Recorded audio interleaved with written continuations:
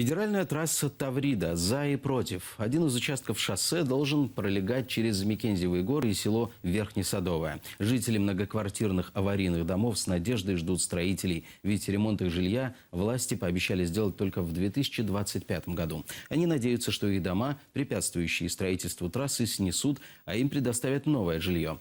Но в российской администрации Севастополя не все довольны проектом. Прокладывая трассу, придется вырубить много краснокнижных деревьев и испортить ландшафт.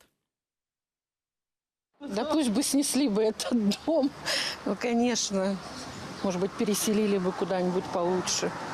А так, уже надежды вообще ни на что нет, ни на кого, куда мы только не обращались. Уже сколько лет эта борьба ведется, за что платим, кому платим. Вообще ж ничего не делается.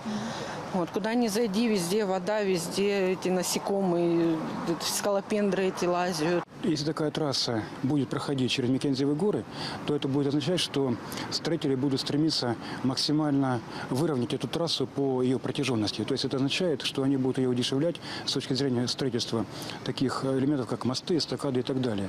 А это будет означать, что те естественные складки местности, через которые эта трасса должна будет проходить, они будут подлежать так называемому раскрытию. Это будет сопровождаться массовой вырубкой лесов естественных, лесов искусственных.